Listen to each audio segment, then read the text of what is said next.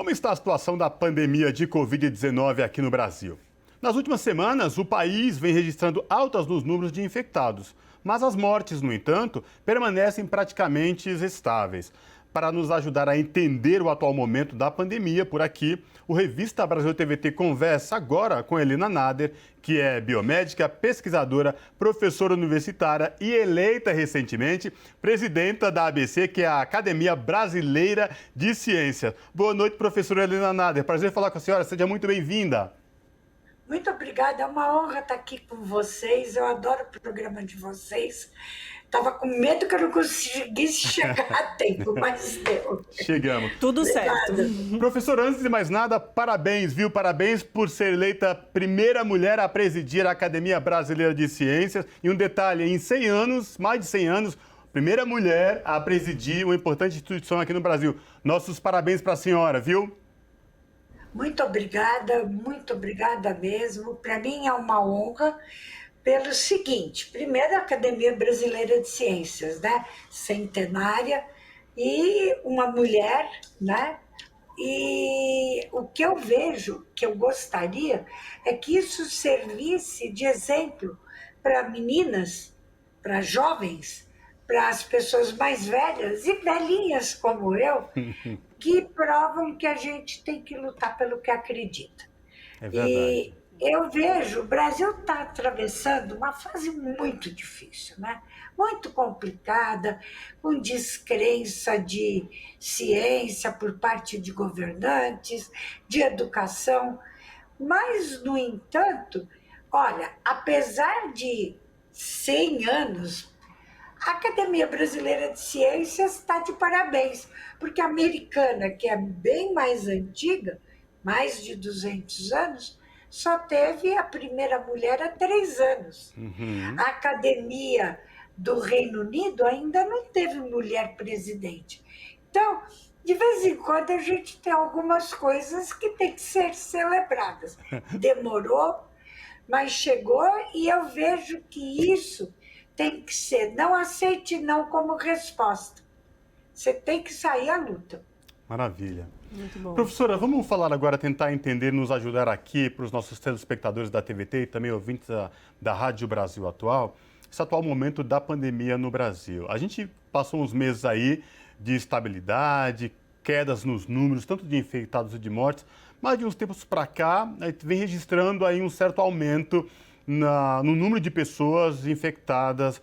Eu queria que o senhor desse um panorama para a gente entender qual é a real situação da pandemia no Brasil de Covid-19. Olha, você bem colocou, estava caindo o número de internações, tanto que vários hospitais diminuíram os leitos destinados à Covid. O que aconteceu? Nós tivemos 2 grandes festas, né? A Semana Santa e depois o Carnaval que tinha sido adiado. E as pessoas, pelo cansaço de estarem isoladas, acabaram negligenciando o uso da máscara, a higienização. Carnaval é proximidade. Então, se esperava que isso acabasse acontecendo.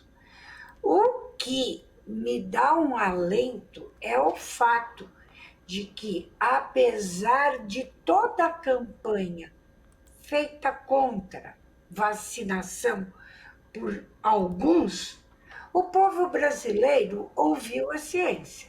E o povo brasileiro, na sua grande maioria, se vacinou. E ao se vacinar, o que ele ajudou nesse quadro? Tem a doença, a Covid continua, porque é importante que quem está nos ouvindo entenda. O fato de estar imunizado não quer dizer não pegar a doença, não contrair. Significa proteger dos casos graves, proteger da morte. E isso aconteceu. Então, mais uma vitória da ciência. Agora, para quem está nos ouvindo, por favor, continua. Olha, eu acabei de chegar da rua, eu estava assim. Vamos, eu estou agora na minha casa, trancada no meu escritório, eu acabei de chegar. Máscara, lavar as mãos, a higiene. Isto vai ter que ser um costume na nossa vida. Transporte público sem máscara não pode, porque isso protege, inclusive, de outras doenças respiratórias. Então, é muito, mas muito importante que aqueles que estão nos ouvindo e assistindo entendam e falem para todos os amigos, parentes, olha, vamos continuar usando máscara. E quando estivermos num ambiente, não é não se encontrar com a família, mas deixar o ar circular. Isso é muito importante. A gente na universidade continua com a máscara. E é interessante, viu? Os estudantes, porque a gente voltou às aulas presenciais, o fato mais emocionante recente para mim. Todos os estudantes primeiro chegaram cedíssimo para a aula, coisa que não acontecia. Eu abri a porta, levei um susto, falei, tem alguma coisa errada, acho que eu entrei na sala errada. Não, já estavam lá, todos de máscara e todos ansiosos para o olho no olho. Então, vamos continuar usando a máscara, higienizando, principalmente em ambientes fechados. Por favor, ouçam, vocês ouviram a ciência, vocês se vacinaram. O povo brasileiro é um povo brilhante, inteligente, não cai nas armadilhas. Então, vamos continuar fazendo isso.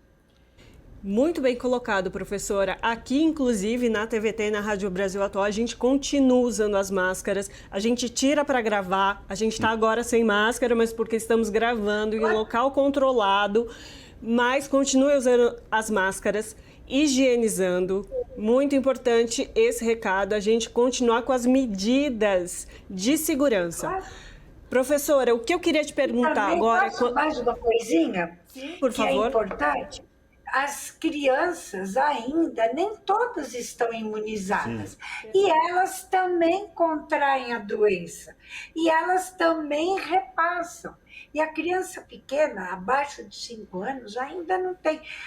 Eu estava numa reunião esta semana, que foi quando eu tomei posse, foi O Futuro é Agora. E ontem nós tivemos a conferência presencial, ela veio ao Brasil, da Organização das Nações Unidas, trazendo um mapa do mundo.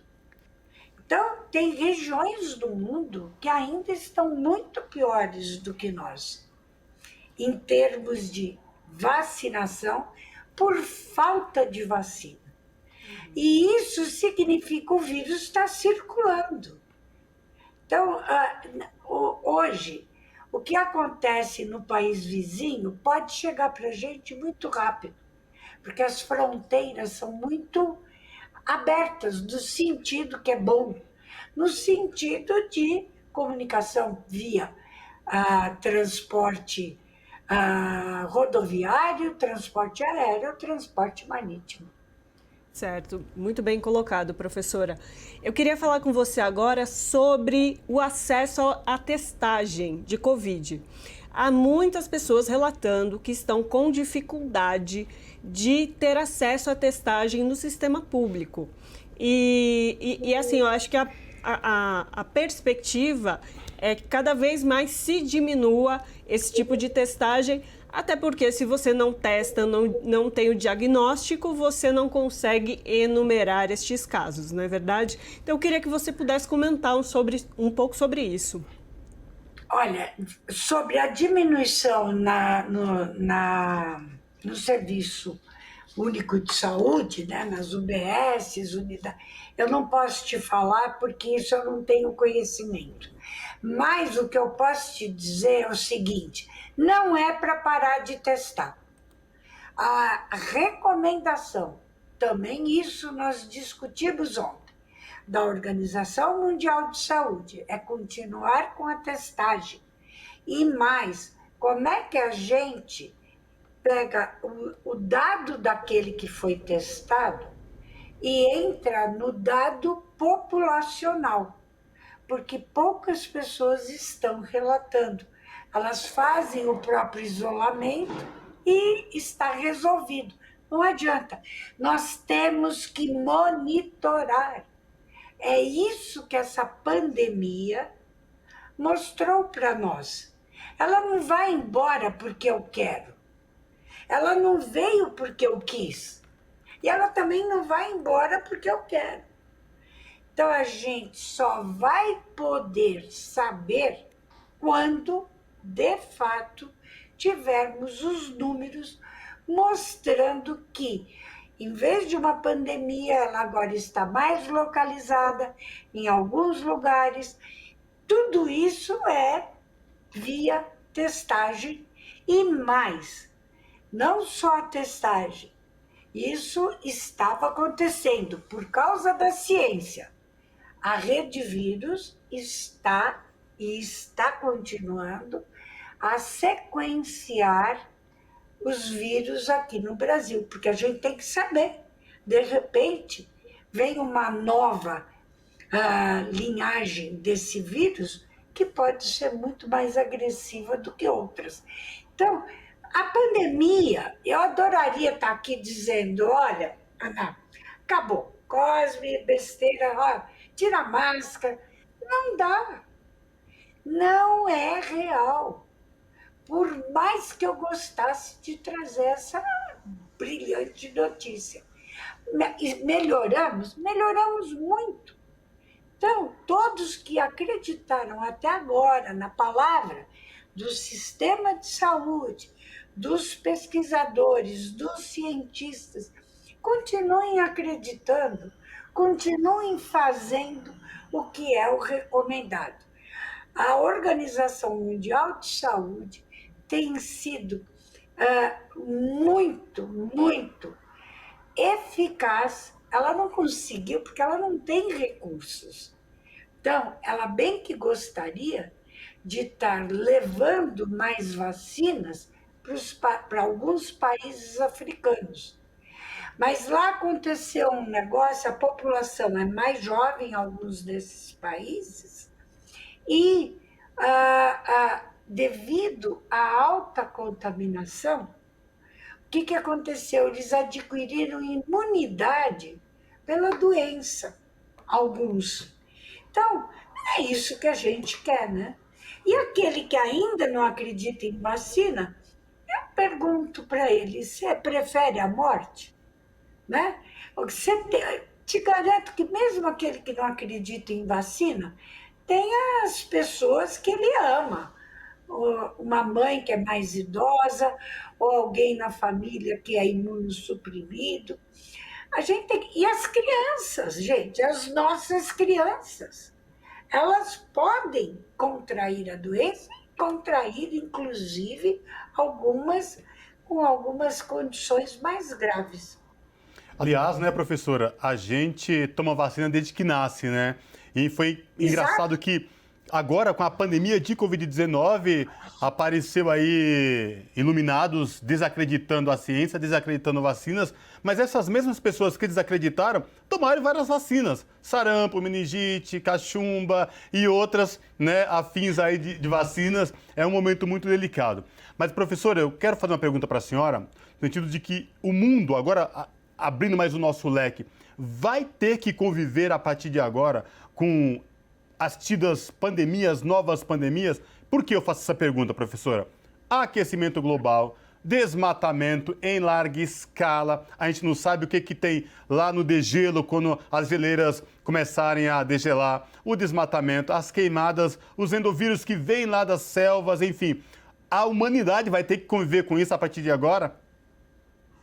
Olha, ou a humanidade acorda, né?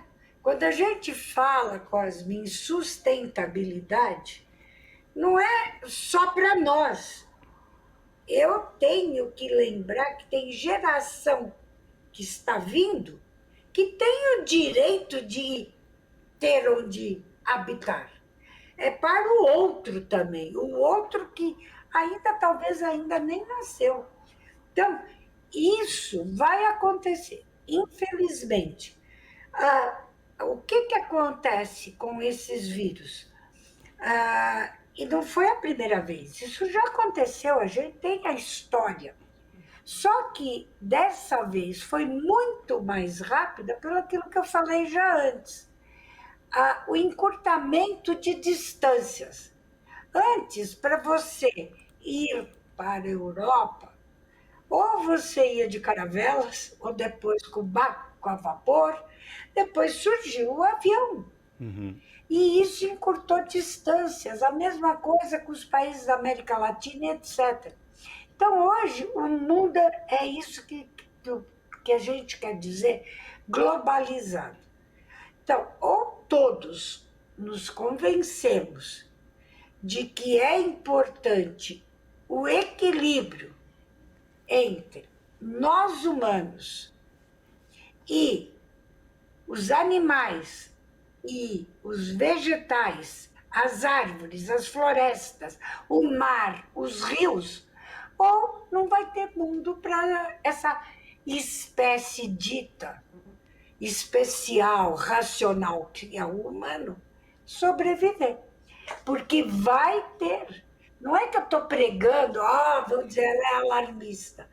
Tem trabalhos fantásticos já feitos por pesquisadores brasileiros mostrando vírus que ficaram, inclusive que mataram pessoas, mas que estavam restritos numa região e que não foram levados para fora e que não eram tão...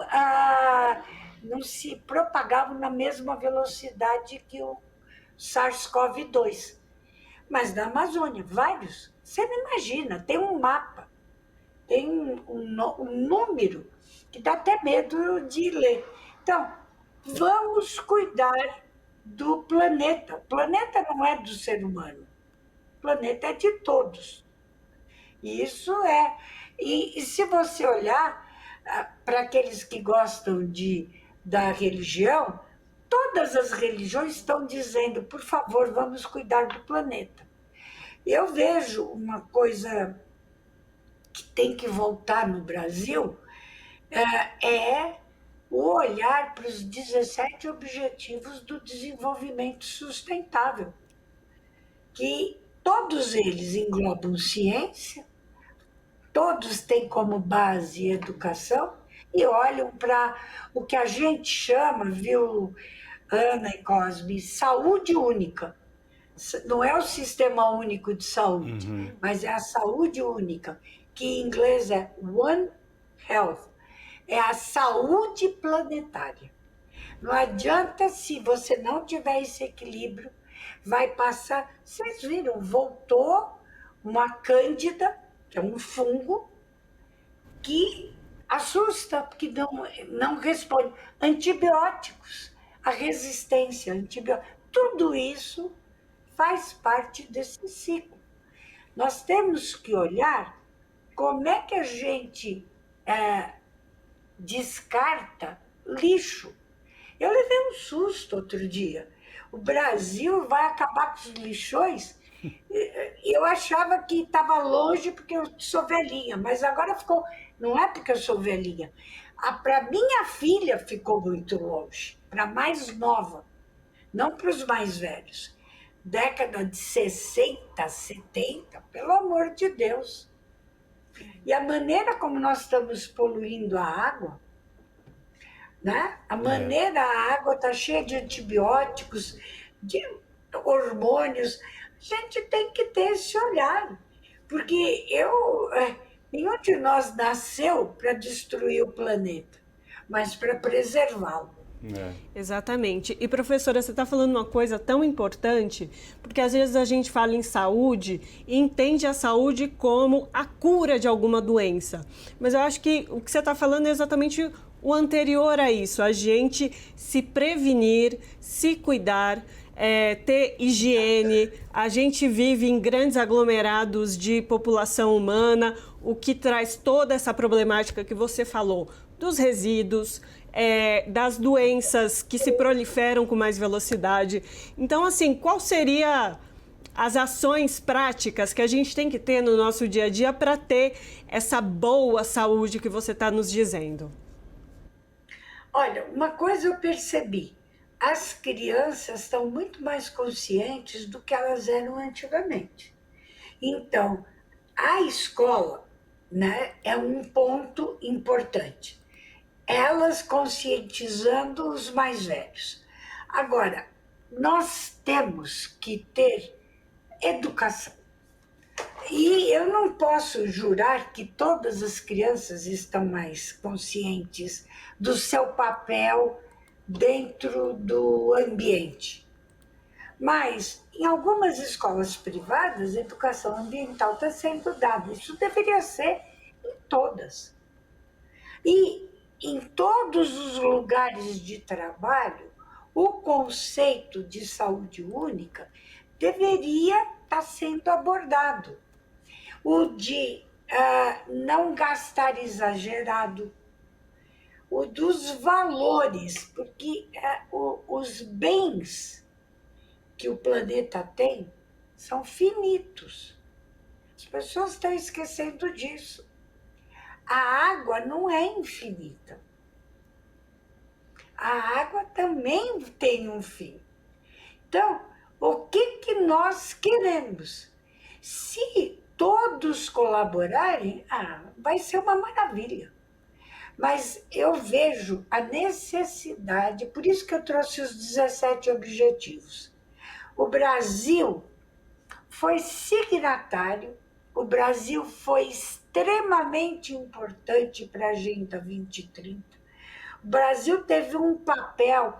A primeira reunião sobre meio ambiente foi no Rio, no governo do Collor. Depois do governo da presidente Dilma, nós tivemos a Rio+20. O Brasil assinou, o Brasil era referência. Como é que o Brasil agora passa a virar as costas para esse lado tão relevante? Então, nós, cidadãos, temos uma obrigação. Se governos não querem fazer o papel que precisam, nós podemos fazer. Então, usar a máscara é obrigação. Não é governo que vai me dizer, eu hoje assino um papel e está liberado a máscara. Eu tenho meu racional. Eu sei que entra, eu estou num ônibus fechado, agora esfriou. Que antes esfriou, vai todo mundo mais juntinho. Sem isso aqui, gente, a chance nem precisa ser do SARS-CoV, a influenza. O número de pessoas que morrem também é muito alto. Então, vamos ouvir a ciência e cada um ter o seu papel, porque a criança, ela já é uma cidadã, é pequenininha, mas eu me emociono com algumas crianças, né? Eu vejo assim. Então, eu acho que eles são os grandes professores. A gente poderia pegar e começar com eles e eles virem com aquele dedinho. Eu tenho uma neta bem pequenininha, a mais nova. Os outros já são todos grandes, tenho o maior orgulho, já formados, alguns casados. A pequenininha vem com o dedinho e ela fala para você o que você está fazendo de errado. Tá certo? Então é isso. Eu acho que eu quero o Brasil, eu quero entregar para o jovem, para aquele que ainda vai nascer, um Brasil melhor do que eu recebi.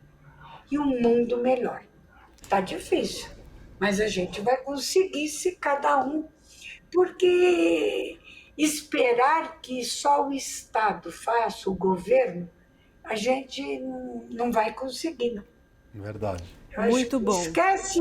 Esquece o que falam, sabe? eu não vou discutir, não vou entrar no bate-boca. Eu quero é o seguinte: eu sou cientista, eu tenho certeza da ciência. Por demais, eu respeito a religião e a fé de cada um, e também daqueles que não querem ter fé. Agora, falsa ciência, fake news, não dá para não combater. Verdade. Perfeito, professora, perfeito. Conversamos com Helena Nader, que é biomédica, pesquisadora, professora universitária e recém-eleita presidenta da ABC, que é a Academia Brasileira de Ciências. Mais uma vez, parabéns, professora, por essa eleição e agradecemos a sua participação. Eu é que agradeço e espero que vocês continuem a me procurar, que eu gosto muito de vocês. Abraço, professor. Abraço e lembrem, máscara e lavar a mão. Boa. Muito bem.